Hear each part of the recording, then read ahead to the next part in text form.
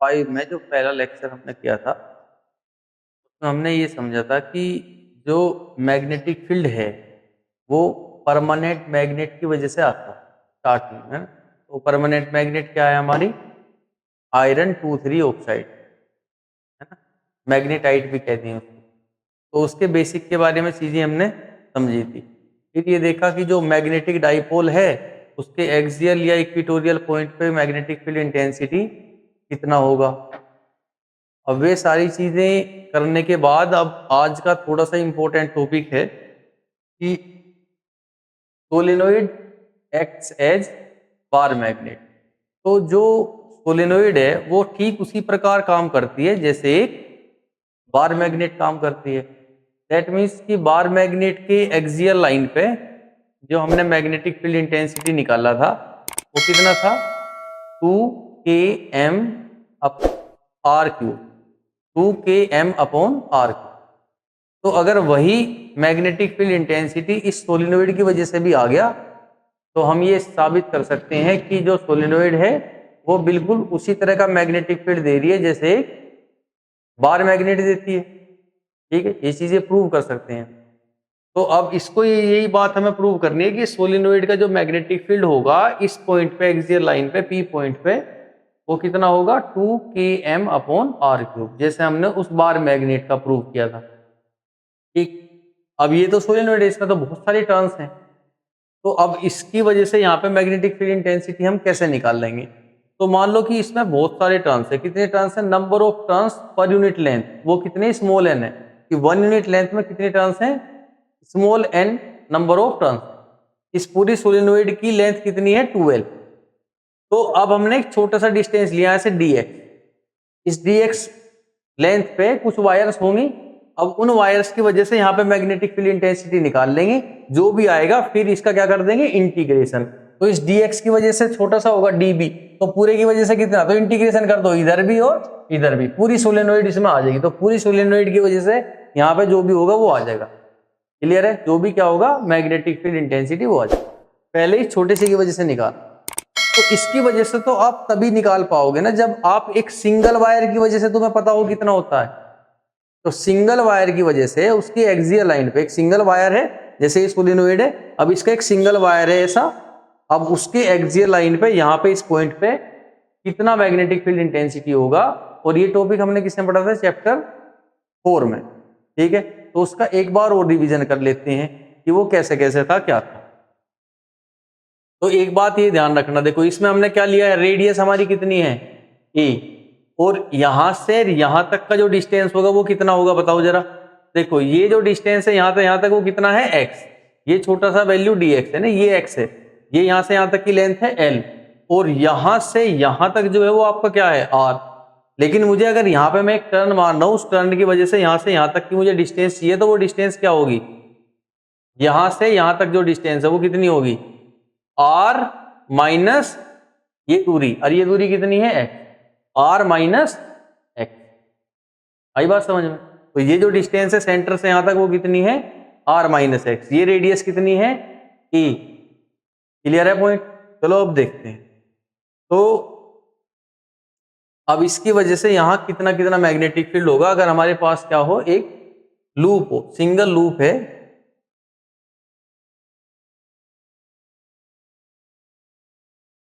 हमारे पास एक single loop, और इस सिंगल लूप का ये है एक्सियल लाइन। तो इस पॉइंट पे हमें क्या निकालना है? ये पॉइंट पी है, इस पे हमें बताना है कि मैग्नेटिक फील्ड कितना होगा। तो इसमें क्या है? करंट है। अब इसमें करंट है तो चारों तरफ इसकी क्या हो रही होंगी? मैग्नेटिक फील्ड लाइंस जा रही होंगी। तो मैग्नेटिक फील्ड लाइन के टेंजेंशियली क्या होती है? Direction of magnetic field. तो मैंने यहाँ पे ले लिया एक छोटा सा एलिमेंट डीएल। अब इस डीएल एलिमेंट की वजह से यहाँ पे मैग्नेटिक फील्ड लाइन किधर जा रही होगी बताओ? तो ये एलिमेंट तो करंट ऐसा है, तो आप रूल लगाओगे, अब थंब करोगे करंट की डायरेक्शन में, तो लाइंस उधर की साइड से एंटर हो रही होंगी और इसके इधर से निकल के यूं जा रही होंगी। तो कोई मैग्नेटिक फील्ड लाइन सपोज ऐसे जा रही है, इस पॉइंट पर तुम्हें मैग्नेटिक फील्ड चेक करना, तो इसके टेंजेंट लाइन खींच दो, तो ये क्या होगा? इसका मैग्नेटिक फील्ड का डायरेक्शन। क्योंकि सिंगल ही वायर है तो मैग्नेटिक फील्ड कितना होगा? डीबी। अब किसकी वजह से देखा, केवल एक जो डीएल कंपोनेंट है उसी की वजह से देख रही है ना, तो इस छोटे से डीएल कंपोनेंट की वजह से कितना है, इधर की तरफ है और डीबी है। क्लियर। अब ये एंगल मान लो यहां से यहां तक जो ये पॉइंट है, ये पॉइंट कितने एंगल पे है, थीटा। तो अब इसका मैं रेजोल्यूशन करूं डीबी का, तो एक इधर आ गया और एक इधर आ गया। अब पॉइंट है कि भाई थीटा किधर है, ये थीटा है या ये, तभी तो मुझे पता चलेगा कि इधर डीबी कोस आएगा या इधर आएगा, ये चेक करना। तो ये दो लाइन मिलके क्या बना रही है, एंगल। तो उसी प्रकार इन दोनों लाइंस पे दो परपेंडिकुलर होंगे तो वे भी सेम एंगल बना रही होंगी, मैथ्स का रूल यही कहता है। तो इस लाइन पे परपेंडिकुलर क्या है, ये वाली लाइन, और इस लाइन पे परपेंडिकुलर क्या है, ये वाली लाइन। क्योंकि ये रेडियस है, ये जो सर्कल बनेगा ना यहाँ मैग्नेटिक फील्ड लाइन का, उसका ये क्या है, रेडियस, और ये इस रेडियस पे क्या है, टेंजेंट। और टेंजेंट और रेडियस क्या होती है आपस में, परपेंडिकुलर। तो ये वाली लाइन परपेंडिकुलर है इसके और ये लाइन परपेंडिकुलर है इसके, दैट मीन्स ये वाली दो लाइंस भी उतना ही एंगल बना रही होंगी जितना ये दो लाइन बना रही है। तो एंगल थीटा हमारा कौन सा हो गया, ये हो गया। तो इधर की तरफ कितना आ गया, डीबी कोस थीटा, और इधर आ गया डीबी साइन थीटा। अब आपको ये पता ही है कि जैसे डीएल, इस डीएल की वजह से ये दो कंपोनेंट आए, तो यहाँ पे जो डीएल कंपोनेंट है उसकी वजह से भी इस तरफ दो कंपोनेंट आ जाएंगे। तो यहाँ पे जो साइन कोस कंपोनेंट होगा वो इस कोस कंपोनेंट से क्या हो जाएगा, कैंसिल। तो एक्चुअली में जो मेरे पास मैग्नेटिक फील्ड होगा वो केवल किसकी वजह से होगा, साइन कंपोनेंट की वजह से। तो इस पूरी कोइल का जो मैग्नेटिक फील्ड इंटेंसिटी होगा इस पॉइंट पे, वो मैग्नेटिक फील्ड इंटेंसिटी होगा B = dB साइन थीटा। ठीक है। अब dB का वैल्यू बायोट सेवर्ट्स लॉ ने हमें बताया था कितना लेना है, μ0/4πI/dl। अच्छा साइन थीटा, अब मैंने क्या बताया था बताओ, यहाँ पे जो dl है और ये जो r है आपका, ये ना वही r और dl के बीच में क्या होता है, एंगल थीटा। तो इसका वैल्यू कितना है 90, और 90 वैल्यू पे साइन 90 कितना होता है 1। तो ये कितना हो गया हमारा, यहाँ तो 1 हो गया है ना, साइन यहाँ पे लिख दो साइन 90 तो भी 1 ही, और divide by μ0/4πI/dl sin theta upon r²। r कौन सी डिस्टेंस है, ये है। तो यहाँ सेंटर से यहाँ तक मैंने क्या मान लिया, सपोज a, और इसे मैं मान लिया x।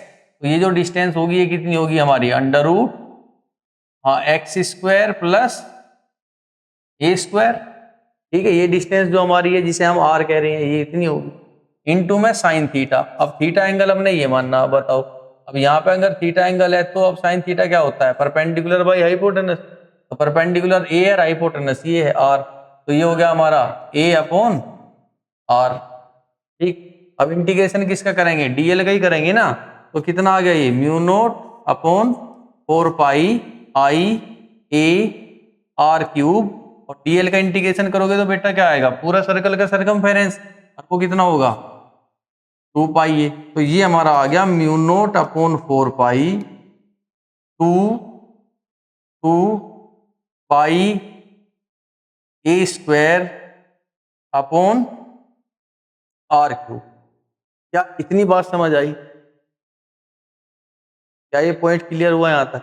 ये हमारा मैग्नेटिक फील्ड है, इसकी वजह से जो एक सर्कुलर कोइल है उसके एक्सियल लाइन पे हमने मैग्नेटिक फील्ड निकाला तो इतना आया। अब वहां पे क्या है देखो, इसमें और उसमें क्या अंतर है। अब यहाँ पे एक टर्न था, यहाँ पे हमने कितने सारे टर्न लिए हैं, बहुत सारे, ये इतने इतने सारे टर्न्स हैं। कितनी दूरी के टर्न्स हैं ये, dx दूरी के टर्न्स है उस वाले में, कितनी दूरी के टर्न्स है, dx के। ठीक है। अब dx दूरी पर कितने टर्न्स होंगे, इसमें क्या करिए, तो एक टर्न का है। तो अब इसके dx नंबर में जितने भी टर्न्स होंगे मुझे सबकी वजह से निकालना, तो मैं क्या करूंगा, नंबर ऑफ टर्न्स से इसकी मल्टीप्लाई कर दूं। तो dx लेंथ पे कितने टर्न होंगे वो जो हमें पता करना है, और उसके मल्टीप्लाई कर देंगे। क्या उससे मैग्नेटिक फील्ड आ जाएगा पूरी सोलिनोइड का, नहीं ना, वो केवल इतने से टर्न्स का ही आ पाएगा, dx तक के टर्न्स का। अब उसका जो मैग्नेटिक फील्ड होगा उसे हम क्या कहेंगे उसमें, dB, और फिर उसका इंटीग्रेशन करेंगे तो हमें पूरी सोलिनोइड का मैग्नेटिक फील्ड मिलेगा। ये तो सिंगल टर्न का है।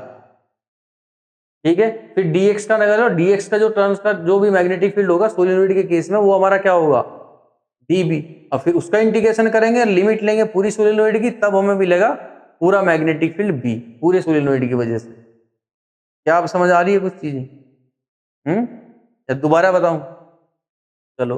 तो अब उसमें देखो एक बार, पिछले केस में यहां देखो, अब मैं यहां पे निकाल लूं कि magnetic field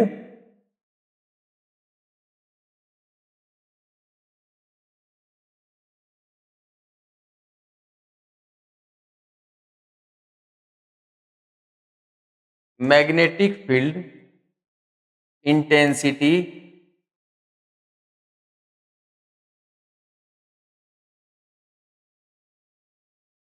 due to dx length is equal कितनी होगी? अच्छा क्या कहेंगे इसे? dB। dB कितनी होगी? अब उसके हिसाब से देखना उसमें क्या था। अब इसमें अब पहले तो टोटल नंबर ऑफ टर्न्स ही देख लो। नंबर ऑफ टर्न्स पर यूनिट लेंथ, एक यूनिट लेंथ पे कितने टर्न है? n। तो यहां से यहां तक जो ये dx एलिमेंट है इसमें कितने टर्न्स होंगे? n into D x. तो ये नंबर ऑफ टर्न्स हमारे हो गए n इंटू डी एक्स। अब देखते हैं उसमें क्या क्या है ना, उसी के हिसाब से चलेंगे। देखो यहाँ पे क्या मैग्नेटिक फील्ड आया? म्यू नोट अपॉन 4 पाई, और आई भी तो है यहाँ, mu naught i 2 pi a square है ना। तो म्यू नोट आई अपॉन 4 पाई, यही लिखो धीरे धीरे, म्यू नोट आई अपॉन 4 पाई, डिवाइड में क्या था? आर का क्यूब। और आर उसमें क्या लिया था हमने? ये वाली डिस्टेंस ली थी ना। तो ये वाली डिस्टेंस जो है, ये वाली जो डिस्टेंस है, वो डिस्टेंस यहां कितनी होगी? बताओ भाई, ये डिस्टेंस जो है, ये जो डिस्टेंस है यहाँ कितनी होगी? ये वहां पे तो आर थी, वो यहाँ कितनी होगी? तो यहां से यहां तक की जो डिस्टेंस है वो कितनी है? R minus x. ये जो डिस्टेंस है, ये डिस्टेंस कितनी है? ये आर माइनस एक्स। ये डिस्टेंस कितनी है? ए। तो ये कितनी होगी? आर माइनस एक्स का स्क्वायर प्लस ए का स्क्वायर, यही होगी। तो डिवाइड में आर क्यूब है, तो आर क्यूब है ना। तो क्या लिखोगे इसे? यहां इसे क्या लिखोगे? इसे लिखोगे अंडर रूट आर माइनस, ये सब वाइट,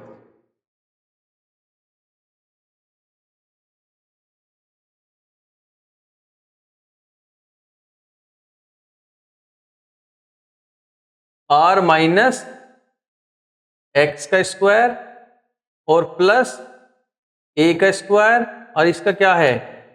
अंडर रूट, और फिर क्या है? क्यूब।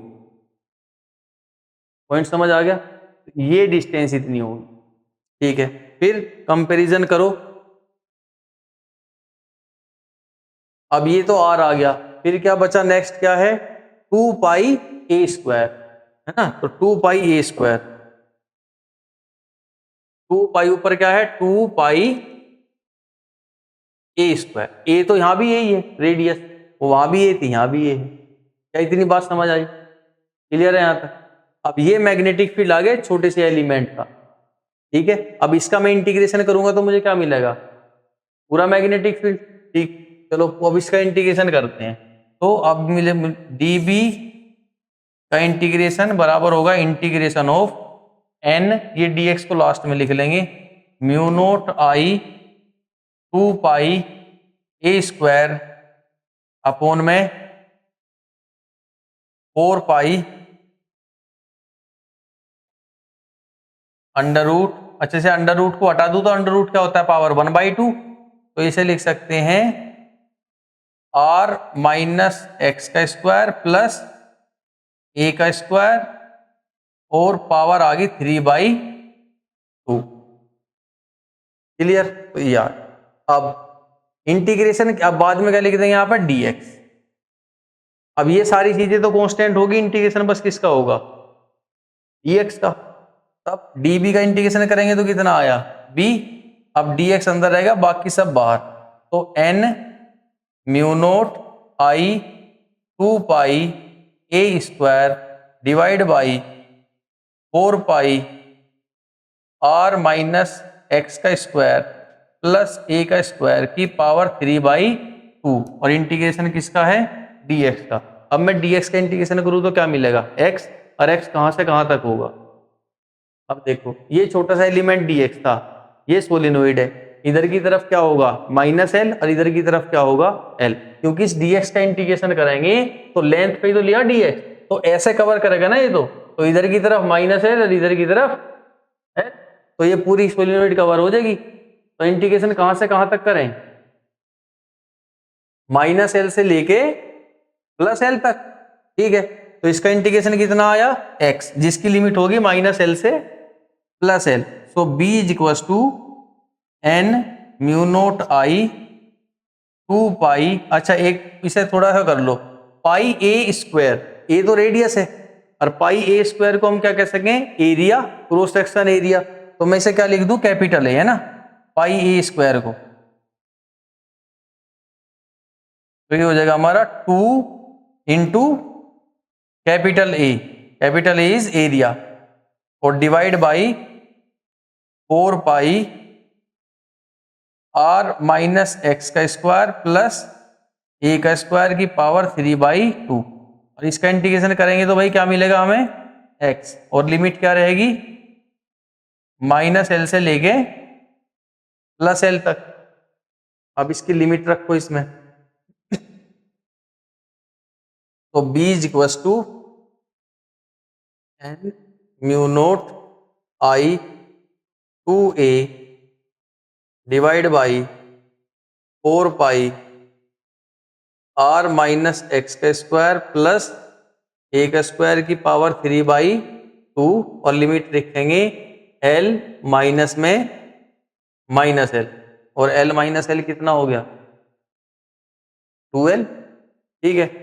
तो 2l अब मल्टीप्लाई हो जाएगी, तो b इज इक्वल टू हमारा आ गया n, इसे भी इधर ही लिख लो, n into 2l mu naught i 2a divide by 4 pi r minus x का स्क्वायर प्लस ए का स्क्वायर की पावर 3/2। अब चीजें यहां से सिंप्लीफाई होंगी। अब देखो टोटल नंबर ऑफ टर्न्स कितने हैं इसमें, एक यूनिट लेंथ में कितने हैं, स्मॉल n, टोटल लेंथ कितनी है 2l, तो इस पूरी सोलेनोइड में कितने टर्न्स हुए, n इंटू 2l। तो इस n इंटू 2l की जगह मैं क्या लिखूं यहाँ पे, capital N, total number of turns. तो ये तो हो गए टोटल नंबर ऑफ टर्न्स हमारे, ठीक है। और ये है करंट और ये है एरिया, तो NIA इसे क्या कह सकते हैं हम, capital M, magnetic dipole movement. Magnetic dipole movement क्या होती है, total number of turns into current into में एरिया ऑफ क्रॉस सेक्शन। तो total number of turns, current और एरिया ऑफ क्रॉस सेक्शन, इसकी जगह क्या आ जाएगा, कैपिटल M। तो यहाँ क्या बचा, म्यू नोट अपॉन 4 पाई, है ना, यानी कि इसे म्यू नोट अपॉन, चलो इसे K कहते हैं, म्यू नोट अपॉन 4 पाई क्या है, कांस्टेंट K, और ये क्या हो गया M, और ये 2। तो इसे हम लिख सकते हैं B इज इक्वल टू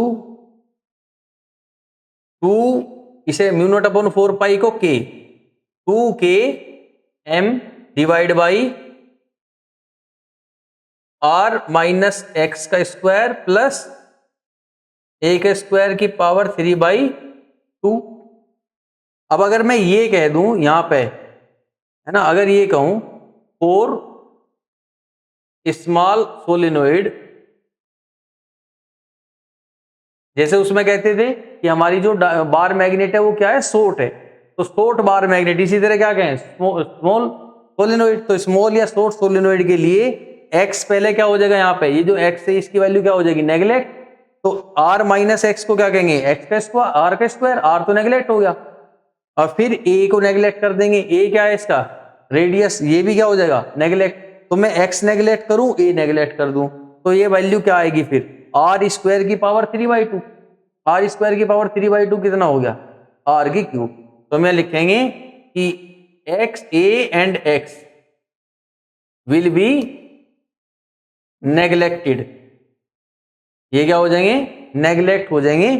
तो क्या आएगा फिर, b हमारा आ जाएगा 2km upon r cube, which is magnetic field intensity of bar magnet, of bar magnet. और यही चीज हमें क्या करनी थी, इसमें प्रूव करनी थी कि सोलिनोइड का भी बार मैग्नेट यहां इतना ही होगा जितना कि हमारा किसका आया था, बार मैग्नेट का आया था, दोनों के मैग्नेटिक फील्ड सेम हो। ये थोड़ी सी कंफ्यूजिंग इसलिए है क्योंकि इससे पहले वाला जो डेरिवेशन है सिंगल टर्न का वो आपने अच्छे से नहीं किया है ना, तो उसे अच्छे से करोगे। पहले वो डेरिवेशन करना, उसे करने के बाद आपको फिर क्या करना, देखो वो डेरिवेशन एक सिंगल टर्न का है। इससे पहला जो सिंगल टर्न का डेरिवेशन है करंट कैरिंग सर्कुलर कोइल के एक्सियल लाइन पे, है ना, एक्सियल लाइन पे हमें मैग्नेटिक फील्ड निकालना है, वो एक सिंगल टर्न का है। ठीक, अब उस सिंगल टर्न की वजह से इस सोलिनोइड के एक टर्न की वजह से यहाँ पे इतना आ गया, हमने dx लेंथ ली है, तो dx में जितने भी टोटल नंबर ऑफ टर्न है मल्टीप्लाई करा दो, तो इन सारी टर्न्स का मैग्नेटिक फील्ड आ गया। अब फिर ये करना है कि बस dx का क्या करना, फिर हमें इंटीग्रेशन, पर पूरी सोलिनोइड का चाहिए ना, थोड़े से वायर्स का लिया हमने, तो पूरी सोलिनोइड का कैसे करेंगे, इंटीग्रेशन करो, तो इंटीग्रेशन dx का करोगे तो माइनस एल से लेके प्लस एल तक, और बस आंसर आ जाएगा अपने आप। आपको बस क्या करना है, यहाँ पे m की वैल्यू पुट करनी, और m क्या होता है, magnetic dipole movement. Magnetic dipole movement का फॉर्मूला क्या है, total number of turns into current into area of cross section, उसकी जगह कैपिटल M रख लो, बाकी ये चीजें नेग्लेक्ट कर देना, x से हो गया काम, ये अपने आप प्रूव हो जाएगा। टफ नहीं है, टफ हमें बना दें टफ हम, तो इससे पहला जो डेरिवेशन है वो अच्छे से करके इसे समझ के करोगे, बहुत आसान। ठीक है, नेक्स्ट चलें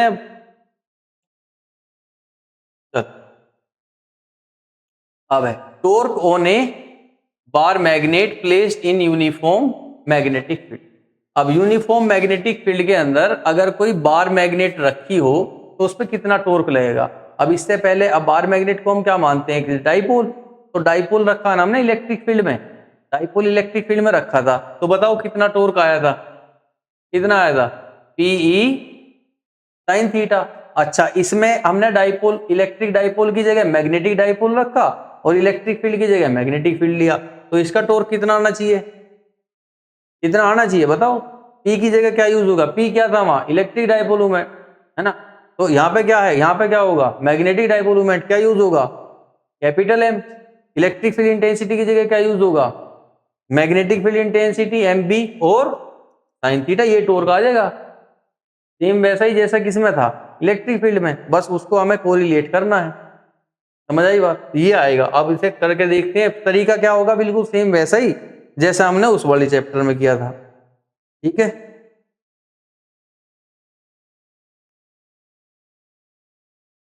तो ये सपोज हमारे पास ये मैग्नेटिक फील्ड है ना, ये हमारा मैग्नेटिक फील्ड है, यूनिफॉर्म मैग्नेटिक फील्ड, जिसके अंदर कोई बार मैग्नेट रखी है। ठीक है, इसके अंदर एक बार मैग्नेट रखी है यूं। अब मैग्नेटिक फील्ड लाइन इधर से इधर जा रही है, तो इधर से इधर जा रही, तो इधर क्या होगा, कुछ ना कुछ नॉर्थ होगा, है ना, इधर की तरफ क्या होगा, कुछ ना कुछ साउथ होगा, इधर कुछ ना कुछ साउथ होगा, तो इधर नॉर्थ और इधर साउथ, ऐसा।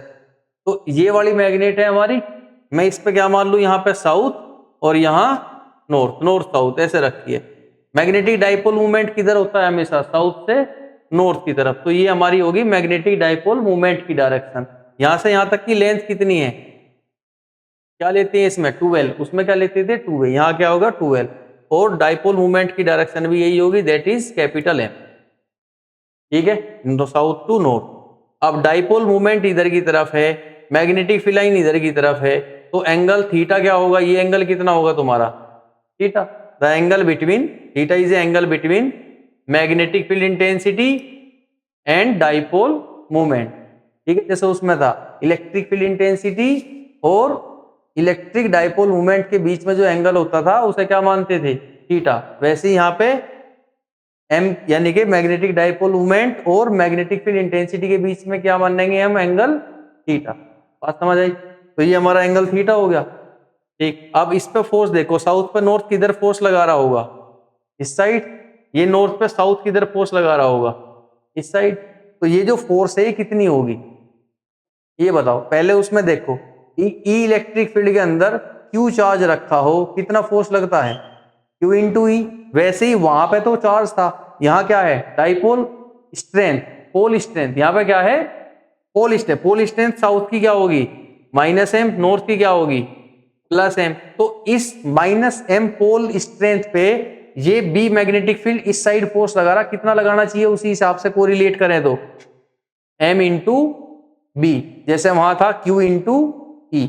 अब ये इस पर फोर्स इधर की तरफ लगा रहा है, ये भी कितनी होगी m इंटू बी। तो ये तो दो फोर्सेज आ गए, ये एंगल है इनके बीच में, मैग्नेटिक फील्ड इंटेंसिटी और डाइपोल मोमेंट के बीच में। तो अब हमें क्या करना, टॉर्क निकालना है। टॉर्क का फॉर्मूला क्या होता है, टॉर्क का फॉर्मूला फोर्स इंटू में आर्म ऑफ एक्शन। तो अब फोर्स जो है वो कितना होगा बताओ जरा, फोर्स कितना लेंगे हम, m इंटू बी। और आर्म ऑफ एक्शन कौन सी है हमारी, दो फोर्सेस के बीच है परपेंडिकुलर डिस्टेंस। एक फोर्स तो ये है, एक फोर्स ये है, इनके बीच की परपेंडिकुलर डिस्टेंस कौन सी होगी, ये।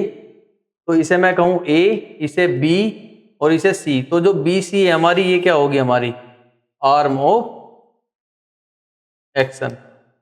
ठीक है, ये निकालनी पड़ेगी उसी ट्रायंगल में से। ठीक है, वैसे तो फोर्स कितना हो गया, स्मॉल m B इंटू में आर्म ऑफ एक्शन क्या है, आर्म ऑफ एक्शन क्या होगा BC। तो इसे हम मान लेंगे इक्वेशन नंबर 1। तो टॉर्क इक्वल्स टू mb। अच्छा, ये अब BC की वैल्यू कैसे निकालोगे, फ्रॉम ट्रायंगल ABC। तो आप ये जो BC है इस ट्रायंगल में, ये क्या होगा तुम्हारा परपेंडिकुलर, और दिया क्या है हाइपोटेनस जो कि 2L है। तो परपेंडिकुलर हाइपोटेनस में क्या लगाओगे साइन। तो sine theta is equal to क्या होगा कि BC डिवाइड बाई 2L। तो BC कितना आ गया 2L साइन थीटा। तो ये वैल्यू इसमें पुट कर देंगे, put this value in equation first equation में रखेंगे। तो टॉर्क हमारा आ गया mb into 2L sine theta. अच्छा बताओ, अब इसके बाद क्या चीज पुट करोगे, m into 2L, pole strength into the distance between two pole, क्या कहते हैं इसे भी मैग्नेटिक डाइपोल मूवमेंट। तो ये कितना आ गया हमारा m b साइन थीटा। ये टॉर्क पॉइंट समझ आ गया, क्लियर है। डेरिवेशन वही है, बस कुछ चीजें बदल गई। जैसे वहां पे चार्ज था, यहाँ पोल स्ट्रेंथ, वहां इलेक्ट्रिक फील्ड इंटेंसिटी था, यहाँ मैग्नेटिक फील्ड इंटेंसिटी है। वहां इलेक्ट्रिक डाइपोल मूवमेंट था, यहाँ मैग्नेटिक डाइपोल मूवमेंट है। वहां पे इलेक्ट्रिक डाइपोल था या बार मैग्नेट, ये मैग्नेटिक डाइपोल होगा। बात क्लियर होगी सब। चलो नेक्स्ट, इसके बाद है अब एन पोटेंशियल एनर्जी निकालनी है उसी मैग्नेटिक डाइपोल की, जब वो कहाँ रखा हो मैग्नेटिक फील्ड में। ठीक है, तो मैग्नेटिक फील्ड के अंदर एक मैग्नेटिक डाइपोल रखा है, उसमें पोटेंशियल एनर्जी क्या होगी। तो सपोज कि वो कि θ1 डिग्री से कहां तक घुमाया गया, θ2 डिग्री तक, तो उसमें पोटेंशियल एनर्जी पूछ रहा है। तो वर्क किससे ही निकाल लोगे ना, और वर्क क्या लोगे, जब चीजें गोल गोल घुमा रहे हो आप तो वर्क निकालना, तो वर्क का फॉर्मूला क्या होगा, टो इंटू डी थीटा। ठीक वैसे ही जैसे चैप्टर 1 में किया था। तो छोटा सा वर्क निकाल लोगे DW, वो किसके बराबर होगा, तो डी थीटा के। फिर इंटीग्रेशन करोगे दोनों साइड का, तो DW का तो W आ जाएगा। अब टॉर्क का फॉर्मूला क्या था, MB साइन थीटा और डी थीटा बच गया। तो वर्क इज इक्वल टू ये आ गया तुम्हारा MB। अब इंटीग्रेशन किसका करोगे, साइन थीटा का। साइन थीटा का इंटीग्रेशन क्या होता है, साइन थीटा का इंटीग्रेशन माइनस कोस थीटा, और एंगल कहां से θ1 से लेके θ2 तक, माइनस बाहर आ गया, तो दैट इज माइनस MB कोस, अब अपर वैल्यू रखो θ2 माइनस कोस θ1, और हो गया। यही वर्क क्या है, पोटेंशियल एनर्जी के रूप में स्टोर हो जाएगा। तो कहेंगे this work done is stored as potential energy. तो यहां अब जो पोटेंशियल एनर्जी होगी ये हमारी आ जाएगी माइनस MB कोस θ2 माइनस कोस θ1। लेकिन अगर किसी एक ही एंगल को ही दिया हो, सिंगल एक ही एंगल दे रखा है ना, तो θ1 एंगल को हम हमेशा क्या मान लेते हैं वहां पे 90 डिग्री। ठीक है, तो न्यूमेरिकल में तो 4 न्यूमेरिकल है ना, तो न्यूमेरिकल्स में न्यूमेरिकल्स में अगर हमारा एक ही एंगल गिवन हो तो पोटेंशियल एनर्जी का फॉर्मूला क्या होगा, minus m b cos theta, क्योंकि ये थीटा 1 का वैल्यू जो इनिशियल जो एंगल होगा वो कितना हो जाएगा 90, कोस 90 कितना होता है 0। हो गया। Next, goes law for magnetism. अब गोस लॉ फॉर मैग्नेटिज्म करने से पहले इलेक्ट्रोस्टैटिक्स में गोस लॉ क्या था, क्या था गोस लॉ क्या था, total flux inside and enclose surface, enclose surface पूरा सरफेस एनक्लोज कितना होगा is 1/ε0 times the total charge enclosed in it. ठीक है, तो वहां पे होता था वो 0 नहीं था। अब इसका मतलब है कि कोई एनक्लोज सरफेस है तो उसके अंदर आप चार्ज रखोगे तो जो भी फ्लक्स आ रहा है, तो अगर मैं ये कहूं कि उसके अंदर जितना पॉजिटिव चार्ज रखा है उतना ही नेगेटिव भी रखा हो, तो क्या अब फिर भी इसका कोई फ्लक्स होगा नहीं, फिर क्या होगा 0। अच्छा, अब ये कमरा है, रूम है, ये एनक्लोज्ड है, ठीक है। अब यहाँ पे आप कोई एक पोल रख सकते हो, केवल नॉर्थ या केवल साउथ, पॉसिबल है। मैग्नेट में क्या केवल नॉर्थ या साउथ हो सके, नहीं हो सकते। मैग्नेट देखो, इलेक्ट्रिसिटी में इलेक्ट्रोस्टैटिक्स में केवल पॉजिटिव चार्ज या केवल नेगेटिव चार्ज हो कहीं पे, ऐसा पॉसिबिलिटी हो सकती है, होती है ना। वहां पे मोनोपोल्स क्या है, पॉसिबल है। लेकिन मैग्नेटिज्म में, मैग्नेटिक फील्ड में यहाँ पे मोनोपोल्स पॉसिबल नहीं है, यहाँ हमेशा डाइपोल ही होंगे। जहां नॉर्थ है वहां साउथ भी होगा। अगर कोई लाइन निकल गई एक बार तो वो घूम फिर के वापस वहीं आ जाएगी। तो ये हमारा रूम है, इसमें से 1000 लाइंस निकली बाहर, तो 1000 लाइंस ही वापस एंटर भी करेंगी। जितनी लाइंस जहां से निकली वहां पर उतनी आएगी जरूर।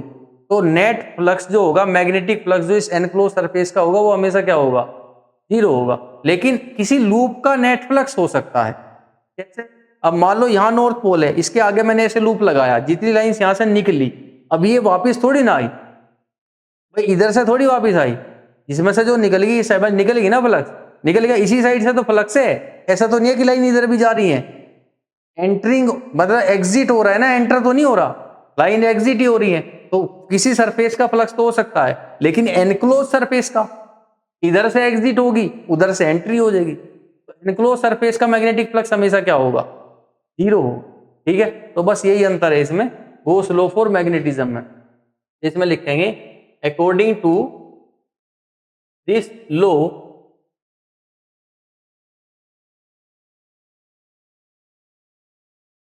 Total magnetic flux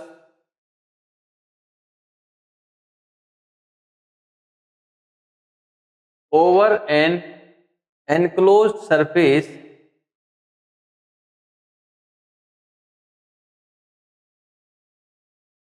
is always 0। वो हमेशा क्या होगा, 0। उसमें क्या था भाई, टोटल फ्लक्स जो था क्लोज इंटीग्रल, हाँ क्या था, E into D S, E D S cos theta, E dot D S, यहाँ पे क्या होगा बी डॉट डी एस, और किसके बराबर होगा, 0।